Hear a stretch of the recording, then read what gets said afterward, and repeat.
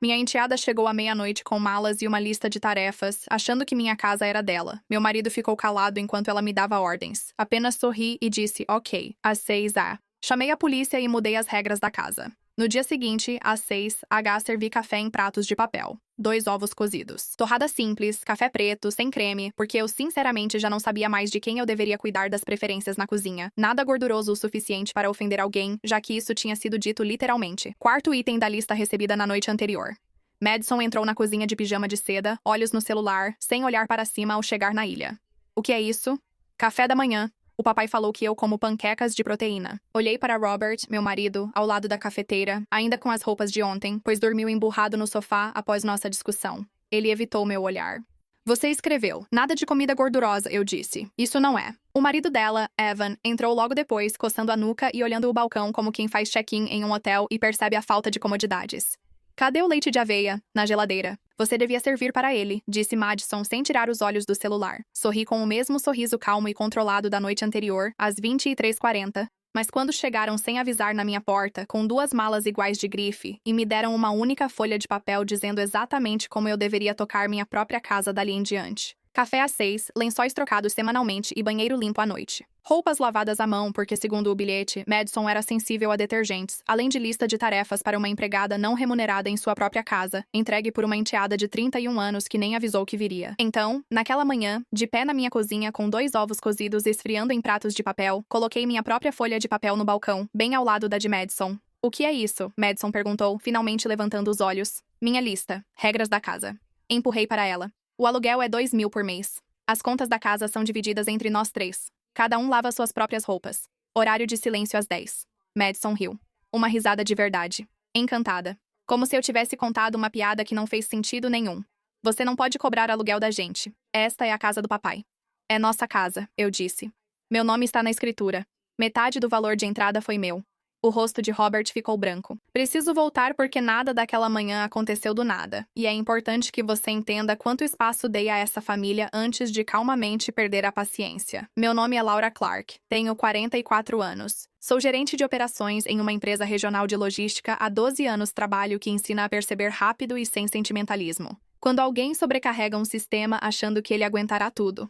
Casei com Robert há 3 anos. Ele é gentil na maioria dos aspectos importantes. Um diretor de escola aposentado, estável, paciente, generoso até demais. Madison, filha dele do primeiro casamento, tinha 28 anos quando nos conhecemos e já era casada com Evan, que sempre se dizia entre um trabalho e outro sem ser questionado. No início, eu gostava dela. Ela era calorosa, como quem ainda não decidiu se precisa de algo de você. Ela mandou cartões de aniversário atenciosos nesses 2 primeiros anos, lembrava do meu vinho favorito nos jantares de feriado, elogiava minha comida de um jeito que na época parecia totalmente genuíno. Percebi, durante nossos 3 anos de casamento, pequenos padrões que ignorava. Por exemplo, o tom de voz do Roberto mudava sempre que a Madison ligava, já em tom de desculpa antes mesmo do oi. O só dessa vez acontecia com tanta frequência que deixava de ser exceção. Um empréstimo aqui, um pagamento temporário do carro ali, uma visita de fim de semana que virava 10 dias por 2 vezes. Sem muito diálogo. Havia também um padrão com Evan que notei, mas nunca analisei totalmente. Empregos com descrições cada vez mais vagas. Consultoria, depois estratégia de marca e, por fim, freelancer.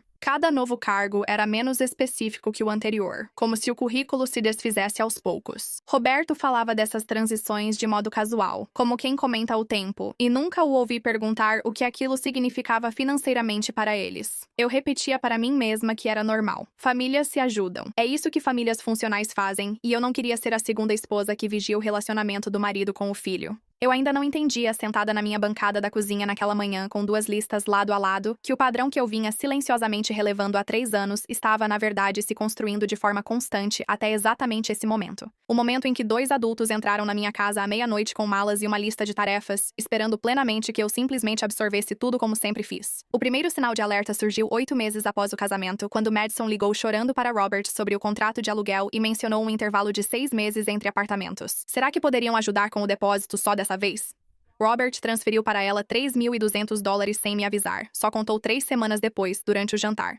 Lembro onde estávamos sentados. A mesinha perto da janela da cozinha, numa terça-feira, um frango assado que eu tinha feito e que nenhum de nós terminou depois que a conversa mudou de rumo. Perguntei delicadamente se não deveríamos discutir transferências grandes juntos, já que unimos parte das finanças após o casamento. É minha filha, Laura, não ia fazê-la esperar reunião. Disse a mim mesma que não era nada. $3.200 não iam nos arruinar. E eu entendia, em teoria, que famílias reconstituídas às vezes precisavam de mais tempo para construir confiança antes que conversas sobre dinheiro se tornassem naturais. Eu deixei pra lá. Primeira de muitas vezes que deixei passar algo para não ser vista como a segunda esposa difícil. Um ano depois, surgiu o tema do leasing do SUV da Madison e do Evan. Descobri depois que o veículo custava por mês mais que minha antiga prestação da hipoteca antes de casar com Robert.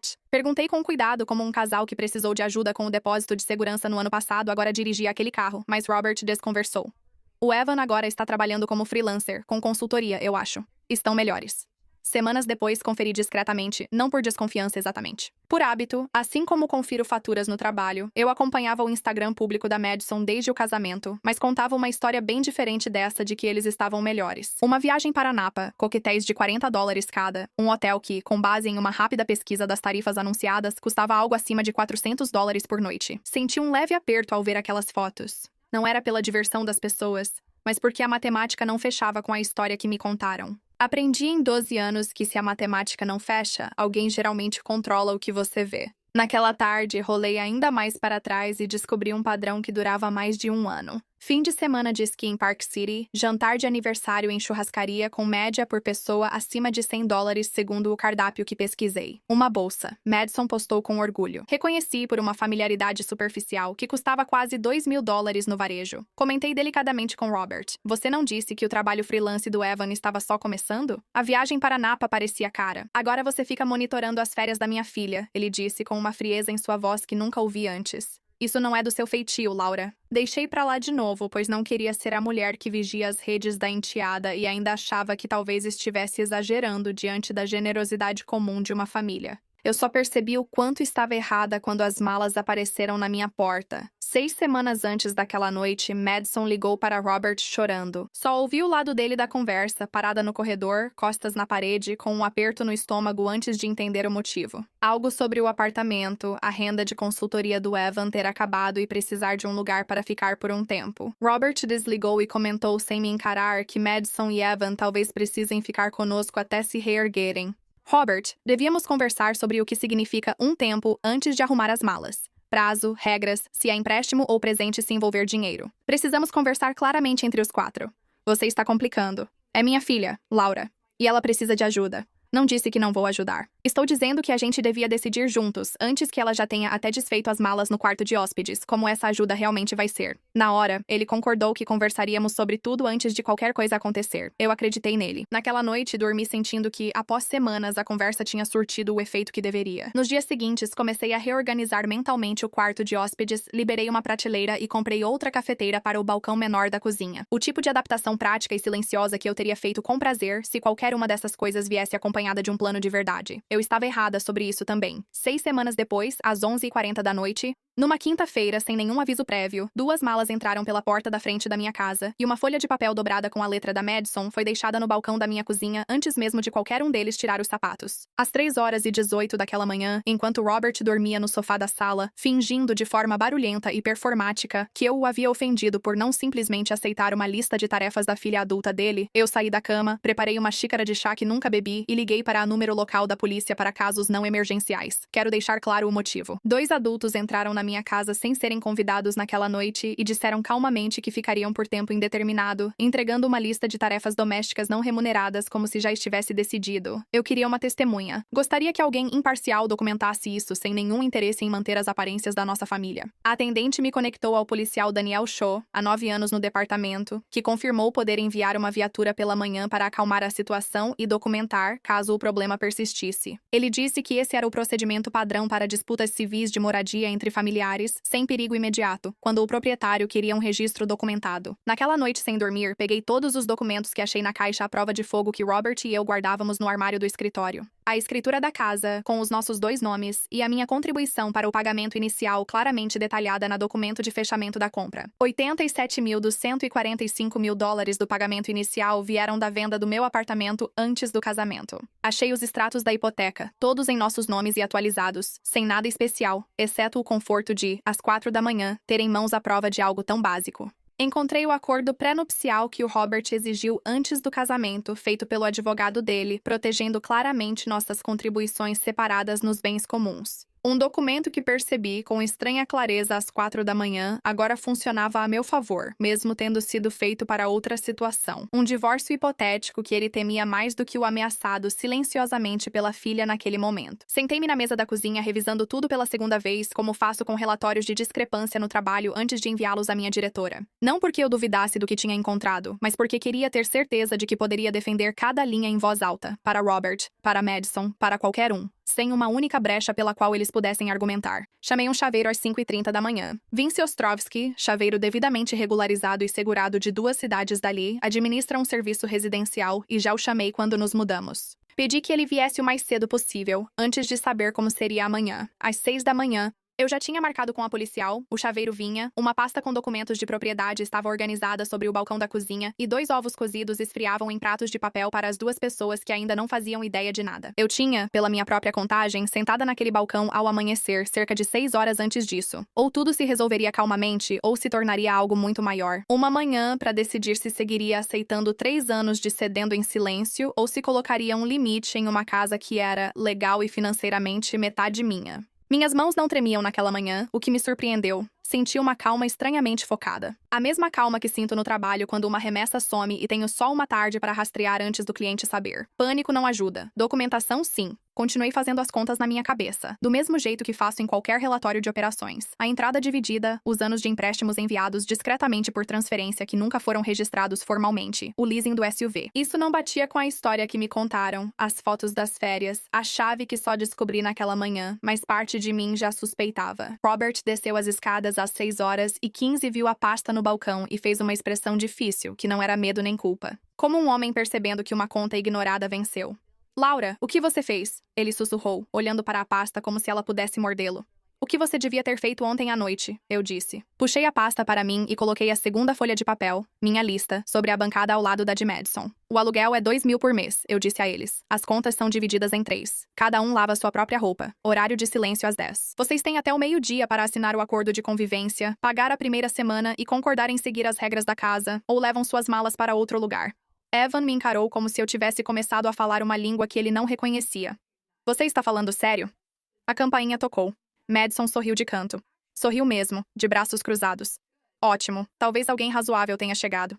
Abri a porta. A policial Cho estava na varanda com Vince Ostrovsky, que segurava uma caixa de ferramentas e me cumprimentou com um aceno profissional. Atrás de mim, Robert sussurrou. Laura, o que você fez? Liguei para a polícia às 3h18 da manhã, disse ao voltar para a cozinha. 2 adultos entraram em casa e anunciaram que ficariam por tempo indeterminado. Queriam uma testemunha e isso documentado. Isso é ridículo, Madison disse alterada. Somos família. Você é filha do Robert, falei. Não é minha inquilina, é minha convidada. Só se eu tivesse concordado, e eu nunca concordei com nada disso. Eles perderam o apartamento, disse Robert, agora me implorando. Madison ligou chorando. O que eu faria? Só pedi que avisasse sua esposa antes das malas chegarem, Robert. Um telefonema. O silêncio dominou a cozinha. Só a cafeteira borbulhava. Evan riu amargamente. Vamos embora, só precisamos de algumas semanas. Vocês precisam de um hotel, falei. Pai, diz algo, Madison implorou a Robert, olhando-o com olhos cheios de lágrimas. O policial Cho então falou calmo e firme, como quem já entrou em 100 cozinhas exatamente como esta. Senhora, senhor, se a senhora Clark não consentir com a permanência de vocês na casa, é melhor para todos que vocês saiam voluntariamente antes que isso se torne um problema maior. Ele disse isso de forma simples, sem julgamento algum em sua voz. O mesmo tom que imagino que ele usaria ao ler os direitos de alguém ou ao direcionar o trânsito depois de um acidente. Homem apenas relatando os fatos de uma situação para registro. Só isso. Madison começou a chorar como se fosse ensaiado, as lágrimas surgindo com uma rapidez que, para mim, parecia menos luto e mais uma tática que já tinha funcionado com alguém antes. Você colocaria sua própria filha na rua? Você tem 31 anos, eu disse. Seu marido tem 33. Você veio em um SUV alugado com malas de grife combinando. Não está sem teto, só está enfrentando um transtorno. Evan insistiu. Não podemos pagar um hotel agora. Curioso, comentei, já que seu Instagram mostrava você tomando coquetéis de $40 em Napa há 2 semanas. Madison ficou boquiaberta por um momento. Você viu a conta dela? Robert se virou para mim com um tom acusatório, como se eu fosse a errada naquela manhã. Respondi que não. A Denise, tia dela, me mandou mensagem após Madison contar para a família que eu estaria, abre aspas, ansiosa para servir quando vocês dois se mudassem. A cor sumiu do rosto de Madison tão rápido que até Evan notou. Virei-me para Vinky e perguntei quais fechaduras ele queria mudar. O que você quiser hoje? Ele respondeu. Porta da frente, garagem, portão lateral. Posso trocar as 3 em 1 hora. Isso é exagero, disse Robert. Ela chegou à meia-noite já sabendo em qual quarto queria dormir. No fim do corredor, segunda porta à esquerda, passou pelo banheiro de hóspedes sem perguntar onde pôr as malas. Por que eu pensaria que ela não tem sua própria chave? Algo passou rápido pelo rosto de Madison, uma reação involuntária que aprendi a notar em 12 anos revisando discrepâncias de remessas. Reconhecer quando alguém percebe que foi pego por um detalhe que não tinha previsto. Olhei para Robert. Pergunte a ela. Ele se virou devagar para a filha e perguntou quase sem voz. Madison, você tem uma chave desta casa? Ela olhou pela janela da cozinha para a entrada, onde o SUV brilhava ao sol. Para emergências, disse ela por fim. Eu ri, incrédulo, de forma aguda e involuntária. Uma chave de emergência para minha casa, feita sem que eu soubesse de sua existência. Robert fechou os olhos e não os abriu por um longo momento. Um homem absorvendo completamente algo que, ao que parecia, vinha evitando há mais tempo do que apenas uma noite sem dormir. Vince ficou quieto perto da porta durante quase todo esse tempo, com a caixa de ferramentas na mão, o retrato da paciência profissional, esperando por uma resposta de verdade à sua pergunta original. O policial Shaw, por sua vez, havia recuado para perto da entrada, dando à família espaço suficiente para resolverem isso sozinhos. Do jeito que imagino que ele aprendeu em 9 anos parado em cozinhas exatamente como a minha, mas ficando perto o suficiente para que sua presença, por si só, fizesse a maior parte do trabalho. Ninguém naquela sala queria dizer em voz alta. Olhei para os dois, parados na minha cozinha com as malas ainda alinhadas perto da porta, de pijama de seda, a lista de tarefas ainda intocada no balcão ao lado da minha, e disse a única coisa que restava dizer. Arrumem as malas. Eles foram embora naquela manhã, até às 9 da manhã. Evan carregando as 2 malas enquanto Madison estava parada na porta da frente, discutindo com Robert em um tom que eu podia ouvir claramente mesmo com a porta fechada. Vince trocou as fechaduras da porta da frente, garagem e portão lateral até às 9h40 e me deu novas chaves dizendo: espero que o resto do seu dia seja mais fácil que isso. Eu agradeci a ele, paguei a fatura na hora e fiquei parada na entrada de casa por um momento depois que a van dele foi embora, com as chaves quentes na minha mão, ouvindo como a casa tinha ficado silenciosa de repente. Robert e eu passamos aquela noite em uma conversa que estava atrasada há 3 anos. Sobre os empréstimos, o SUV, o padrão de concessões silenciosas que ele aparentemente esperava que eu continuasse aceitando indefinidamente, porque eu sempre tinha feito isso antes.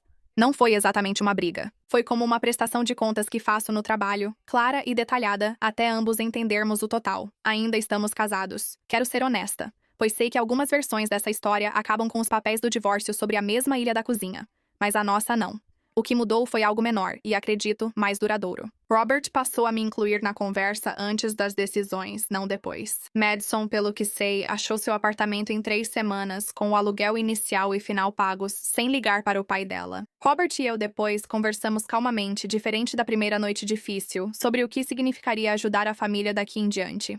Agora, com um entendimento escrito. Não porque não confiamos um no outro, mas porque aprendi da maneira difícil que expectativas não escritas acabam virando a lista de tarefas de outra pessoa. Concordamos com um valor, um processo e uma conversa antes de qualquer decisão, não depois que uma mala já passou pela porta. Ainda guardo essa pasta na caixa à prova de fogo no armário do escritório. Não precisei dela desde então, mas gosto de saber que está lá. A escritura, os extratos da hipoteca, o acordo pré-nupcial que Robert insistiu uma vez por motivos que não tinham nada a ver comigo, e tudo a ver com proteger o que era dele, o que acabou, no fim das contas, protegendo exatamente o que era meu também. Naquela manhã, servi 2 ovos cozidos e torradas em pratos de papel, e ao meio-dia a casa já estava silenciosa. Não porque eu tivesse finalmente aprendido a atender a lista de todo mundo, mas porque escrevi a minha e levava a sério cada linha dela.